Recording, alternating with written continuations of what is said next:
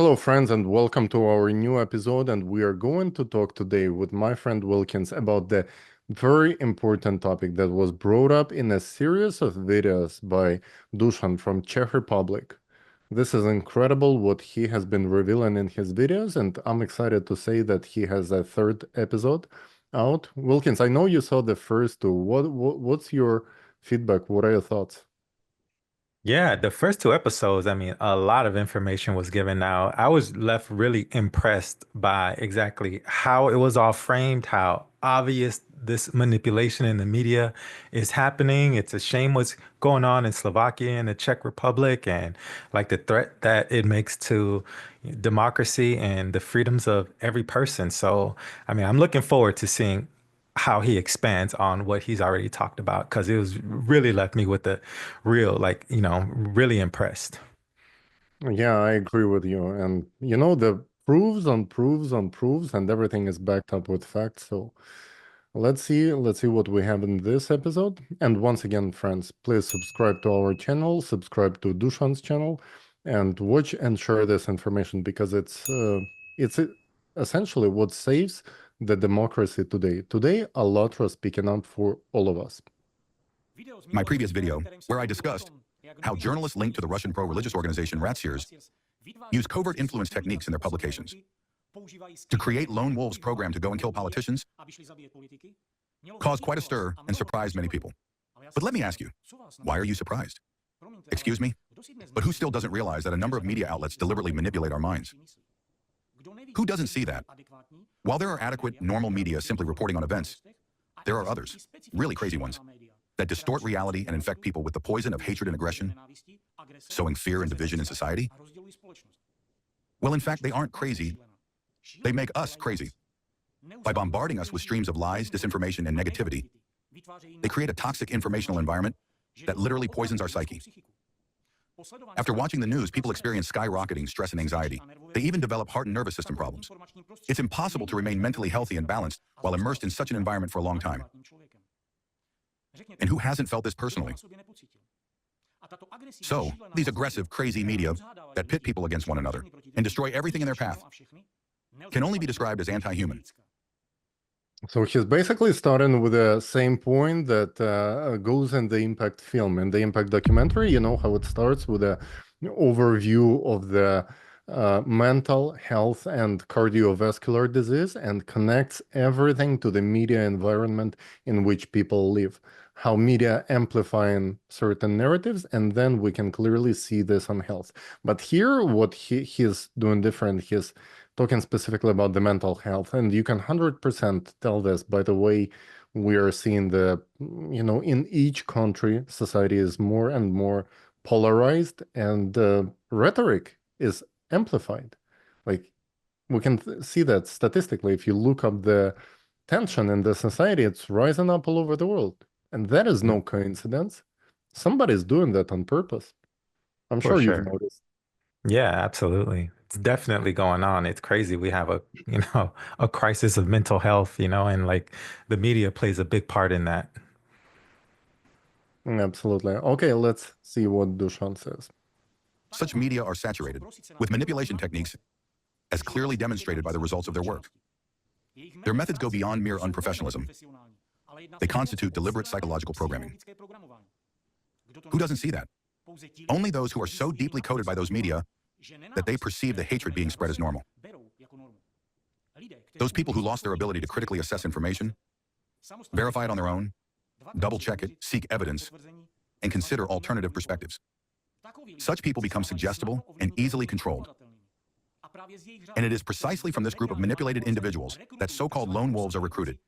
People who, under the influence of media manipulation, commit attacks on politicians. These are not isolated incidents. They represent the outcome of carefully orchestrated, covert informational and psychological operations. Yeah, so he's basically saying that what is happening with the violence against people as a result of this operation, it's not a coincidence. Whether it's Slovakia or the US, we've been seeing it. And many specialists, they actually connect the dots to the media environment.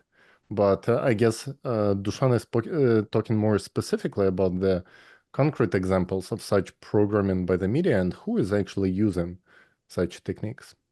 My point right there that it's always framed as a lone wolf, whenever there is, some attack or some type of plot when someone does something like a tragic event happens at the hands of someone, then it's a lone wolf. That word is like a buzzword. It stands out to me that when it's addressed on the media, that's the term that they use. But as I was saying in my mind, I'm always thought to myself that there's got to be a bigger picture than that.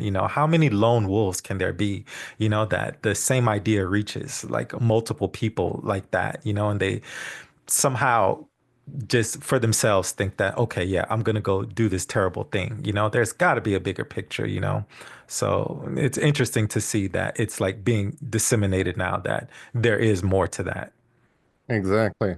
And when something tragic happens, and there was a person who committed the crime, like what was the information that this person was consuming that led to creation of so-called lone wolf, right? Because it doesn't happen by itself. There is Mhm. always informational field. There is informational material that this person consumed. But then very often we see their social media are disappearing all of a sudden right after they commit a crime. I understand there might be different reasons for that. But shouldn't it be more studied in detail with a specialist? What information led to such decisions by the person?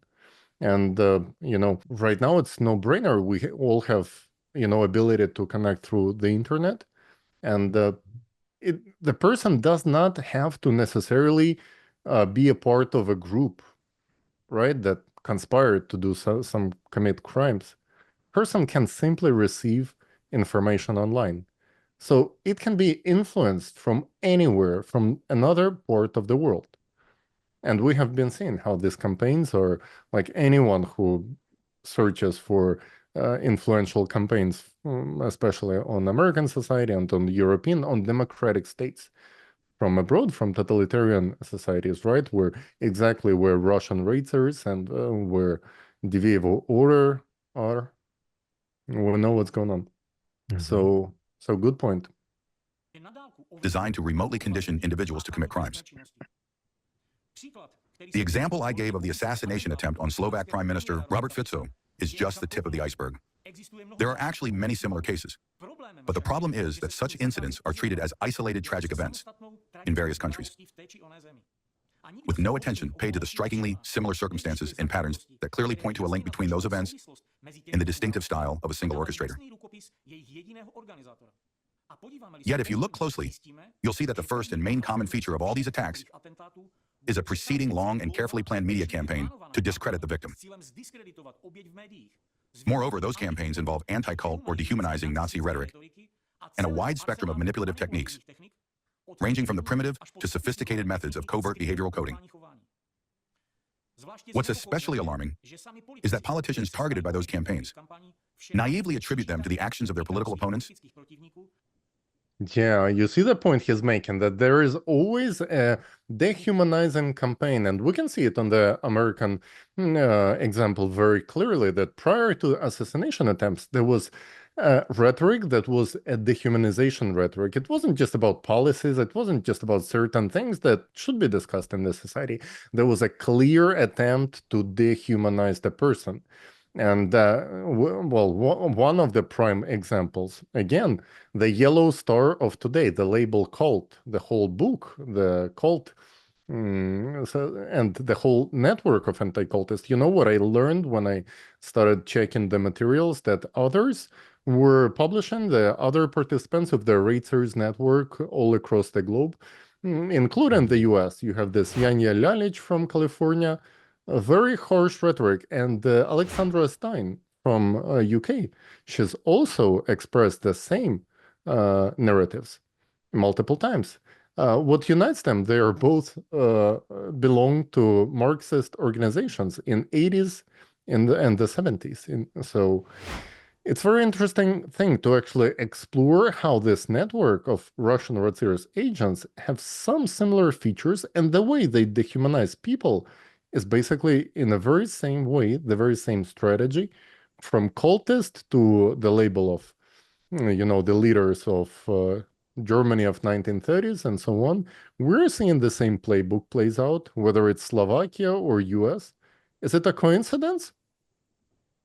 I don't think so. Yeah, I don't think so, man. It's subtle, but I can recall, like, let's say when President Trump ran for the first time, the people who supported him, they were calling them deplorables. I remember that word, like, on the news a lot. Any Trump supporter was a deplorable. And now, like, there was obviously the book by Hassan, The Cult of Trump.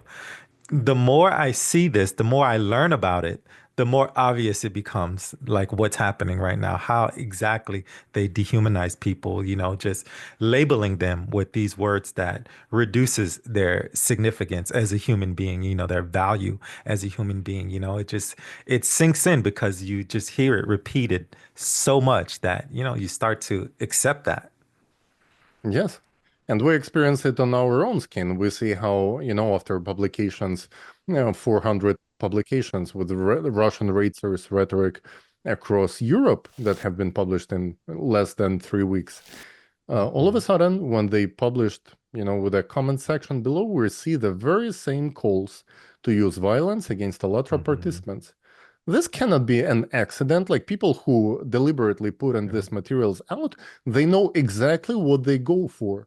They know the result. The result in the US, the result in Slovakia was exactly the same after their rhetoric. And yet they do not stop. They don't put it in the, like, they don't give it any even, consideration that, hey, it can hurt someone's life if you Mhm. dehumanize them like that. They It's do like they not. got a formula, right? They have a playbook that they use, and it's great that the mechanisms of it all is being revealed now so that, we can be better prepared, Well, it's great that they're being called out right now too. Yeah. And we know that they perfectly know that the recipe that they have been using gives the very same result each time. So Hmm. is it the result that they go in for, assassinations against people? Hmm. I think authorities should really look into it. Yeah. And, they have a great example because the shooter at Robert Fico, he survived. Hmm. He can speak, and in previous episode, Dushan Hmm. showed us his clip where he says exactly what caused his outrage.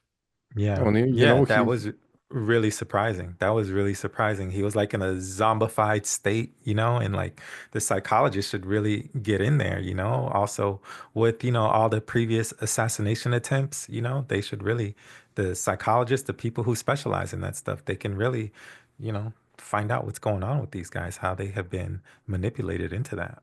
Yeah, I'm glad you say that because I had the very same word in my head when I saw the video. This person looks zombified. It doesn't look like Mhm. he's, some individual who made the decision, he knows what he's doing and he's doing. It looks like he has been under influence and he did something and he's trying to explain what's going on. And the only thing that pops up in his head is the name of the TV channel through which Yeah. he received the message to That was go. crazy to me. How absurd. You're gonna assassinate somebody over like a TV station? That's crazy. Yeah.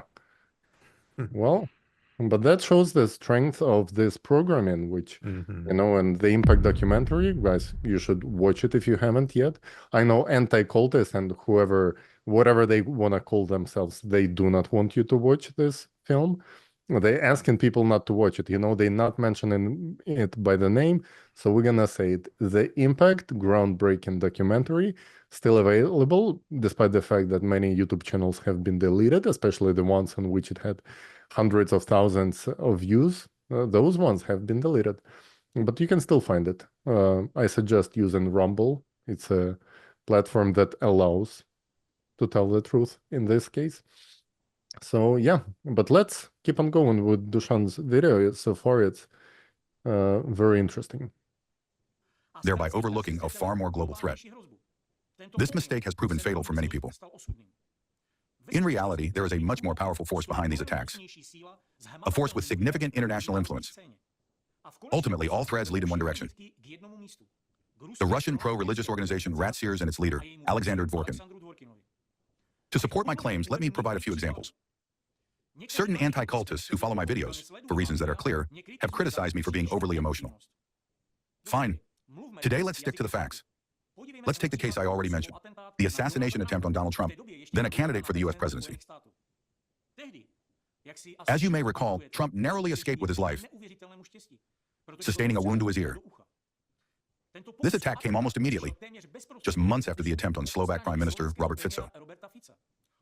Similarities between the two incidents are so striking that even Fico remarked on them in a Facebook post, noting that the attack on Trump followed almost a copycat scenario.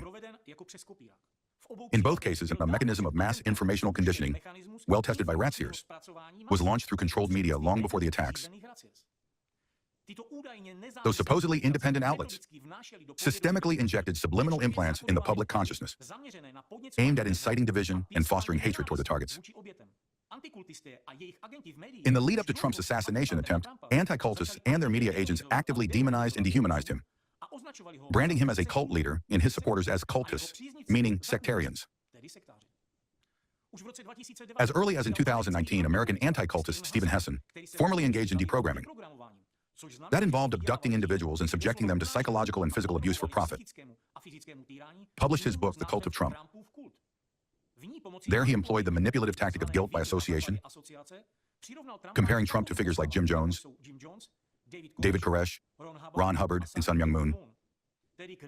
Individuals whom anti-cultists have long portrayed as leaders of dangerous, destructive cults. Hessen went even further, claiming that all Americans who supported Trump were members of a cult, who, according to Hessen, were in a state of hypnotic submission and unaware of their own actions.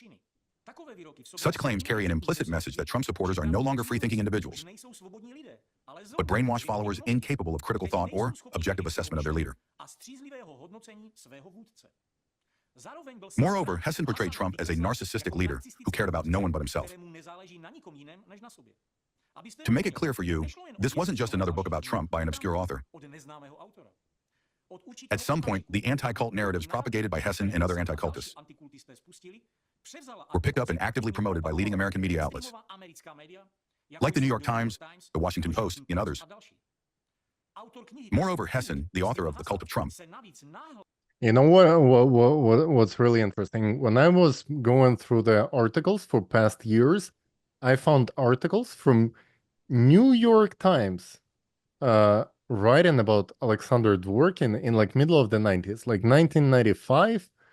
There were multiple articles about Dworkin, and I was like, whoa, who would care about Dworkin, some weird guy in Russia fighting cults? Like do you know how hard it is to get an article published about yourself in New York Times? Like how that doesn't happen just by accident. Somebody was financing this thing. Somebody had connections. Somebody had to establish a relationship. And then you were seeing that they keep promoting the certain narrative by Dworkin's friend, Stephen Hassan over, and they keep, increasing the temperature, right, to the boiling point where you start seeing acts of violence, right? They might seem random for someone who is not aware about the scheme, but it's kind of like a fishing with a net, right?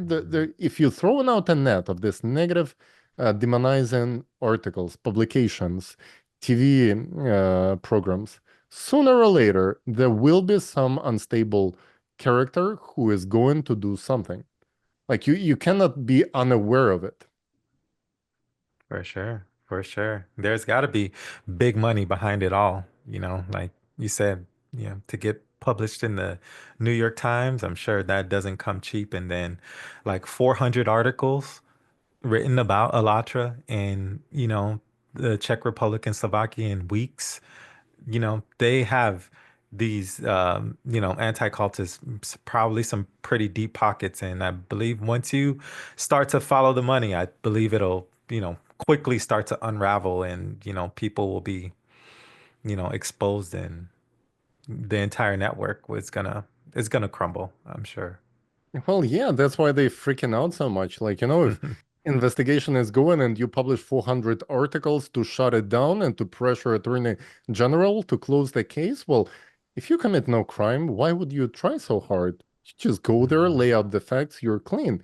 Investigation found nothing. Boom. That's great. That even makes your reputation better, right? But no, they were pressuring Attorney General to shut it down. Well, because they know that they got their hands dirty Yeah. and that all connections are obvious. But okay, let's get going. Suddenly became a sought-after guest on major American TV channels. There he confidently and persistently spread key dehumanizing narratives about Trump and his supporters. Somehow Hessen even managed to appear on CNN as an expert, openly advocating for the forced deprogramming of American citizens. He suggested that worldviews of Americans need to be forcibly altered because, as he claims, Donald Trump has already negatively influenced the entire nation. And the fact is that all of America needs deprogramming because Donald Trump has negatively influenced all of us. Wow. I did not believe that that happened when I first heard about it. I was like, that is not that possible. I had to watch the video of him saying that to actually believe that he wants to put all Americans through the programming. Because I know what deprogramming means. If you haven't seen the Impact documentary, when it shows how the technique of mass deprogramming has been used, well, first in Waco, and then it was used in China because anti-cult network advised Chinese Communist Party how to organize mass deprogramming. So they created this massive concentration camps in which millions of people are held as hostages and tortured, and they call them re-education camps. What is the difference with Nazi Germany? In Nazi Germany, they had been torturing people and then killing them in gas chambers. In China, they keeping people in concentration camps and then cutting them for body parts. They do organ harvesting from these people, and they know that so many different films even received awards for these investigations. There has been a lot of information, terrible information put out there, but nothing was more shocking than watching the Impact documentary and seeing it firsthand what is happening because the horror like that, well, we learned about it from the books about Second World War. We could never imagine that something like this is going to be happening in 21st century. And yet it is happening. And then this guy, who is, by the way, consulting the Chinese Communist Party himself and their agents, he is uh, advocating, he's promoting to do the very same thing in the US. That's crazy. So this guy, he means to say that more than half of Americans need to be deprogrammed. No, he said You know, all of the Americans. He said all of all of them, right? Like, well, especially the ones who voted for Trump, let's say, his supporters, right? But yeah, all of Americans need to be deprogrammed, right? And then we have all of these majority of the country. examples. Right. And we have all of these examples of what deprogramming actually means. Sometimes I think, when we hear this stuff on the news, we don't really understand like the gravity of exactly what it is he's saying. It may be just sound like words, and I think it needs like context so people can really see exactly what it is he means by those words, deprogramming like that. And I mean, it's great that it's happening right now. Absolutely. And the fact is that all of America needs deprogramming because Donald Trump has negatively influenced all of us. If we dig just a little bit deeper and look at the facts that are in plain sight, it becomes clear that anti-cultist Steve Hessen is not only connected to other anti-cultists in the USA, but also in Europe and Russia. In particular, a number of facts point to his ties with Ratziers, which is covered in detail in the Impact documentary, so you can watch it and see it for yourselves. Now tell me, how is it possible for one anti-cultist to exert such significant influence without substantial backing and solid funding from someone highly interested in propagating the demonizing narratives about Trump to the masses? Clearly, such a sustained, targeted campaign must be supported by a powerful third party. You know what's interesting? When I was watching one of his interviews, and he actually confessed, the Hassan himself, he said that it wasn't his idea to write this book. He said he was approached by his manager or publisher, and they were convincing him for quite a while to write this book. And he was like, no, there's nothing, I have nothing to do with it. But then they persuade him. And then he came out with a book. So, it was just an order that somebody had to execute. And he turned out to be just a fit-in person to do the job. The job that was ordered by somebody else. And now I He's a think puppet in their schemes too, huh? seems so. And right now I think Dushan is connecting the dots where exactly, like, who orchestrated and who is behind this order and who was able to finance this whole thing. Clearly, such a sustained, targeted campaign must be supported by a powerful third party. And here's another question. If this rhetoric is harmless, why is so much effort being made to amplify narratives on major media platforms about Trump's supposed cultishness? That's actually a very good point. If this was harmless, then why trying so hard? That is Clearly, really such a question. sustained, targeted campaign must be supported by a powerful third party. And here's another question. If this rhetoric is harmless, why is so much effort being made to amplify narratives on major media platforms about Trump's supposed cultishness? The goal is obvious, to foster a negative perception of Trump and his supporters within American society, portraying them as a threat and subhumans. That must be eliminated. This type of dehumanizing rhetoric was widely used by the Nazis against the Jewish population in the past, ultimately leading to a horrific genocide and the deaths of millions of innocent people. This kind of rhetoric inevitably results in violence against a labeled victim, which is perceived as justified and acceptable by those infected with the virus of hate. Don't you see clear parallels?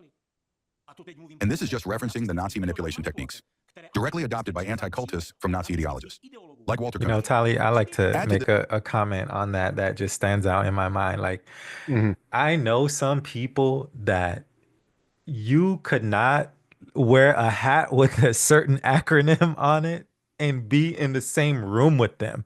They are such avid, like, just haters, they just have such a visceral hatred, in them for anyone who supports Trump, and it's crazy to me, that people have that much anger inside of them, it's like visceral anger that they will just, it speaks to exactly what he's saying, how people can be dehumanized, and how other people can see someone as less than human who doesn't deserve life simply because they support some man, It's crazy Just to me.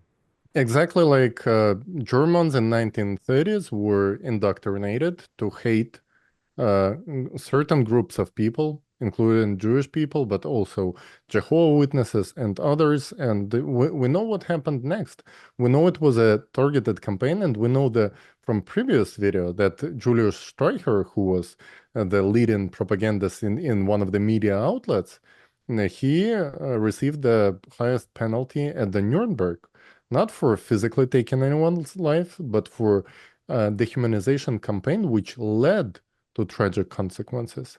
So this is exactly what's happening. And ALLATRA has been always saying in the videos, in our publications, control your thoughts, control what kind of narratives you let inside. Because if you let hatred inside, it's not going to turn out well.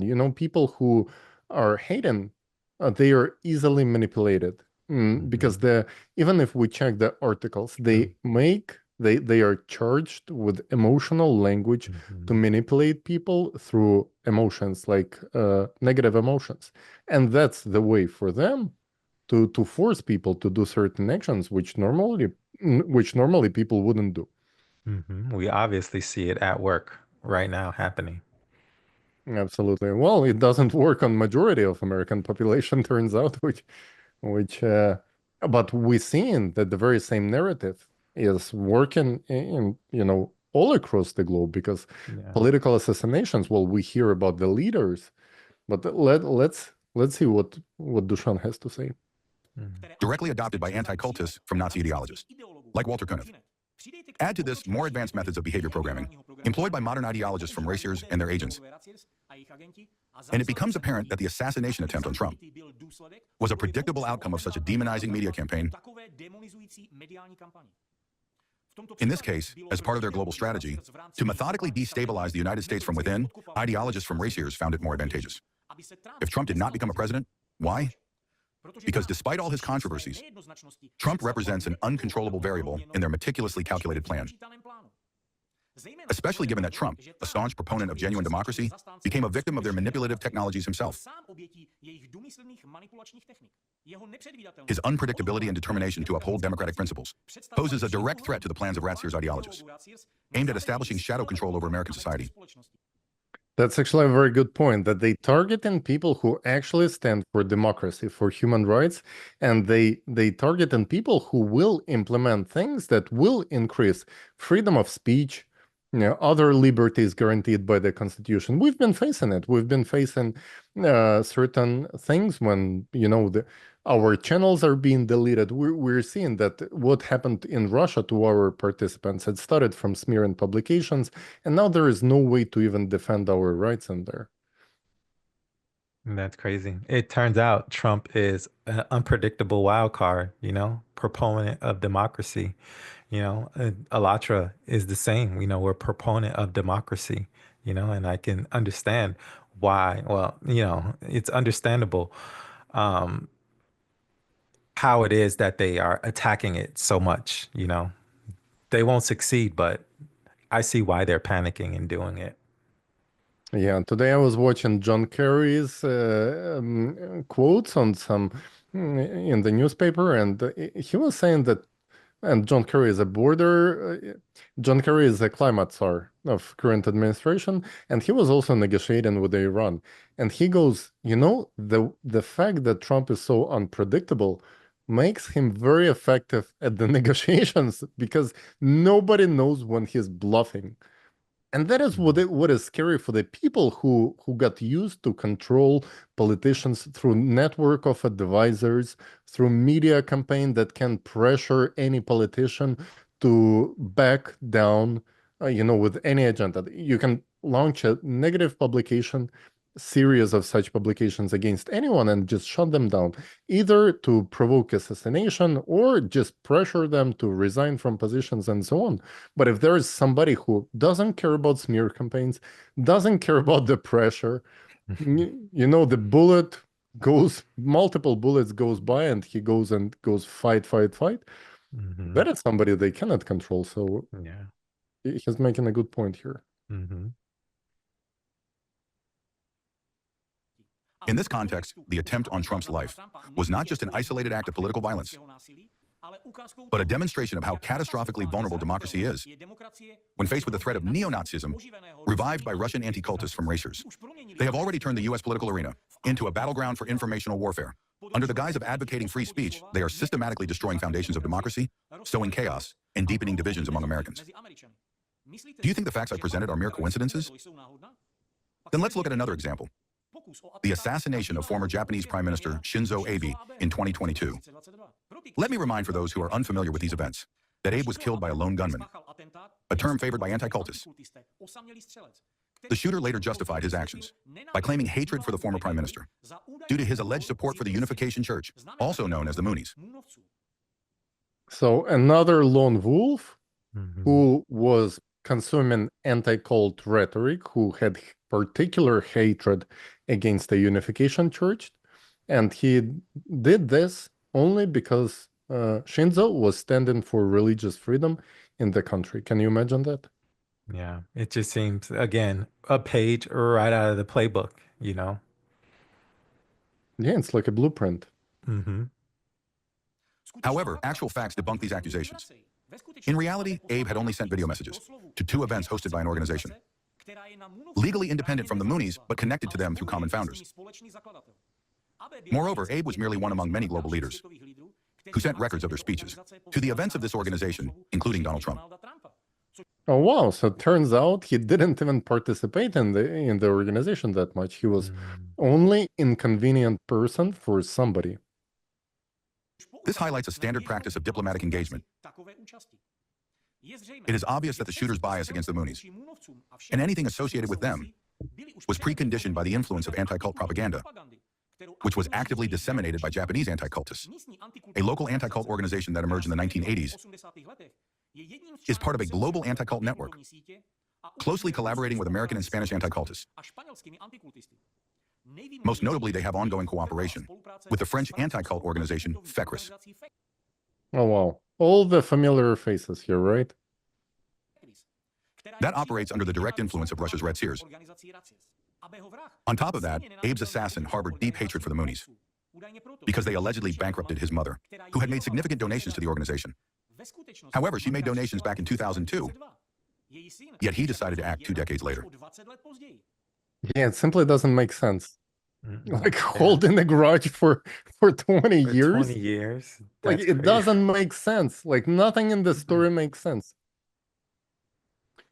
And then you know what I noticed? That actually the newspapers who were pushing the story that it was retaliation for some financial contributions back like 20 years ago, most of the outlets with this rhetoric were originating from China. It was Chinese outlets.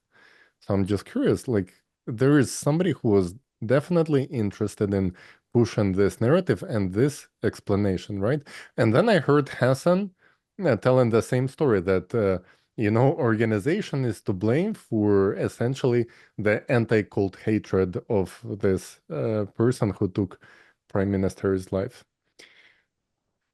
Yeah. There That's sad that they give such a thin explanation that, with any amount of critical thinking or analysis, you can see, wait a second, this doesn't add up here, Who holds a 20-year grudge so much so that they want to go and assassinate somebody? And, we accept that, as a public, and we don't call for, further investigation or, you know, to look deeper into that issue. So it's kind well, of yeah. kind of crazy. If you watch Hassan's interview or other anti-cultists, what they're gonna say is like cults are to blame. Mm, And people who watch his interview are not gonna even find out what's going on. They're not gonna research the story. Probably they know him as an expert, self-proclaimed mhm, one, but that is the agenda he's pushing. And if you verify it, if you start searching, well, let's see what Dusan found, because I'm really curious to hear the mhm. rest of the story. Why? What explains such a delayed reaction? And why did he aim his hatred specifically at a prominent politician? Let's carefully analyze the shooter's actions, and you will see clear signs of remote programming of his consciousness. Wow. According to media reports, the attacker had previously test-fired his weapon at the former Unification Church building. Later, he told the police that he had initially intended to kill the church leader, possibly Mrs. Moon herself. But since it was technically difficult, he instead killed Abe, who turned out to have no connection to the church. Now tell me, does this kind of approach to selecting a target look like a conscious, deliberate action? No. This kind of behavior is a result of remote programming. It explains why he acted 20 years after his mother's alleged bankruptcy due to the Moonies. What is really striking is that the day before the assassination, the shooter actively engaged on social media with other Unification Church haters who were also involved in anti-cult propaganda. That's very interesting. Fake news on Abe assassination, the new religious movement. Yeah, they made victims out of new religious movements. But he was specifically engaging with certain groups prior to committing the crime. Mhm. With other Unification Church haters who were also involved in anti-cult propaganda. Here we can see a classic scheme of manipulative programming. The shooter's existing personal grudge served as an entry point for professional manipulators.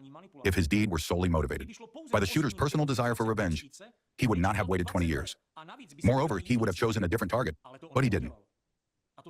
This indicates the involvement of an external influence, someone who skillfully nurtured and amplified his hatred, using covert techniques of psychological conditioning, which ultimately transformed an ordinary man into a lone wolf with a clearly assigned target.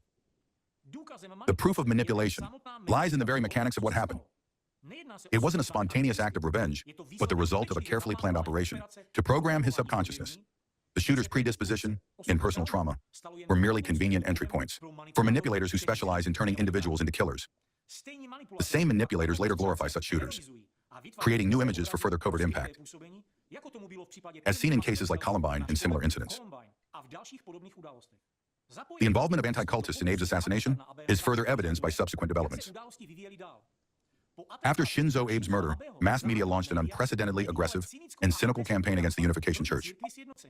Instead of condemning... Yeah, this is the most striking point here, that the whole anti-cult network used this to amplify the hatred towards the Unification Church. Like, even if Shinzo was connected, which it turns out he wasn't even that much related to them, even if he was, the normal reaction would be to defend the attacked group. Instead of that, the whole media campaign of this anti-cult publishers blew up with a hatred towards the Unification Church. Like, that's crazy. That is crazy. It's, what is it? Like irony, like cynicism. It's both. Yeah, that's kind of wild. That's unbelievable. That is unbelievable. Yet, it is happening. And somehow, like, there are a few scholars, like, scholars who really, professors, academia, who study religion, new religious movements, they know the situation.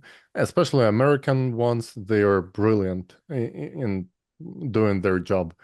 But when it comes to the field of journalism, I'm seeing they very often platform, and instead of the legitimate experts in new religious movements, they platform in self-proclaimed violent deprogrammers / kidnappers as their experts, and doing things that normally you wouldn't do in a society unless you've been bribed to publish these publications. An unprecedentedly aggressive and cynical campaign against the Unification Church. Instead of condemning the killer or investigating the role of anti-cult propaganda in his radicalization, certain media outlets affiliated with anti-cultists began blaming the Unification Church itself, alleging that it bore responsibility for the crime. Hold on a second. Seriously? Alleging that it bore responsibility for the crime. So Unification Church is, according to them, is responsible for the crime? How does that even make sense? It doesn't. Like, the whole thing is here that every time I'm watching the anti-cultists, whether it's Alvarova, Carvalho, or Dworkin, they all making claims that make no sense. Yet they are, they have this media of outlets who amplifies this message. And, as they say, in Germany, they were saying that Goebbels, that's his phrase, that lies repeated 100 times becomes a reality. Well, in this case, they repeated lies against Alatra 400 times, in 3 weeks. This tactic of swapping the roles of victim and perpetrator is a classic example of high-level manipulative techniques frequently employed by anti-cultists. To cover their trails, and anti-cultists actively promoted a narrative that it was exactly the Unification Church that provoked the shooter's actions. Through their controlled media outlets, they created a distorted reality. Wow. So they provoked these actions against Unification Church, and then they blamed Unification Church for doing things that they have done. Wow. Yeah. Where the victim became the ultimate perpetrator and an evil entity. Using the chaos they themselves had created, anti-cultists started lobbying for new laws and advocating for the establishment of an organization, similar to UNADFI, a French anti-cult entity that received state funding, allegedly to support victims of cults. As a result of this orchestrated campaign, the Japanese government enacted new laws against so-called cults, directly affecting the Unification Church. The victims of this manipulative anti-cult campaign were innocent church members and their families who faced a wave of threats, violence, and hatred fueled by the media. Members of the Unification Church, including children, faced widespread harassment, death threats, persecution, and bullying at schools and workplaces. Often threatening phone calls began with phrases like, "I saw it on the news," or "I heard it on TV." vividly illustrating how hate-filled media rhetoric, initiated by anti-cultists, incites violence. Those individuals, professionally manipulated into believing that the media doesn't lie, genuinely thought they had a right to commit acts of violence. Moreover, the wave of hatred and anti-cult hysteria extended to not only the Unification Church, but Jehovah's Witnesses too. This is insane. Like the whole story, how they created an event, they blamed the victim to be the cause of this events, and then they span it and pushed the legislation. They created hatred in the society and started destroying society from the inside. Basically, this is attack on democracy. This is how democracy, ceases to exist. Yeah. I was just putting it together in my head too, right? So they program a guy to commit a crime against the church. He's a victim in that. And then they blame the church for it and then use their media stooges to amplify it such that, they're paid for lawmakers, politicians can enact more laws to further, demonize, dehumanize these victims still, Mm. like, yeah, that's so crazy. It's incredible. You have to say that's very evil and very sharp work to achieve their goals, to destroy democracy and to gain power. Because who gained power, who received all the benefits, who defeated the uh, freedom of the people in the country? And this anti-cult network, they even established a new governmental body. Wow. This is like some really high level, like, mind manipulation and like psyops of entire countries and populations right here, like we have to be aware of how they can like infiltrate every single like facet, create an event and then manipulate it such that you further like subject people to harsher and harsher restrictions. You like just like you said, it's a real threat to democracy happening right under our noses, but in plain sight too, and often at our own hands. We think that this is like the best way to handle, like a situation like this, Mhm. to enact more, let's say, like strict, more harsh laws that violate our freedoms, our rights, and stuff like that, due to a manipulation that they themselves, initiated. Absolutely. This reminds me of the same thing they did in Waco. They did incidents that they were preparing for years. They created it. They created violence. They were specifically Mhm. pushing towards the violence. They were amplifying this message everywhere they could. Rick Alan Ross was trying harder as much as he could, along with his KGB companion Igor Smirnov, which there is an article on actfiles.org. I suggest to everyone to read it if you would like to know what's going on in fact and how these methods of manipulations have been developed in the KGB psycho laboratories, and they are being used right now in such a manner. Wow, Wilkins, this is super excited, and I'm looking forward to see the rest. I just want to say for our viewers, subscribe to this channel, please. Share this message. Write in the comment section below what do you think about this. If you haven't seen the impact, please do. And we're going to continue watching this clip with my friend Wilkins in our next episode. So please see you in the next episode.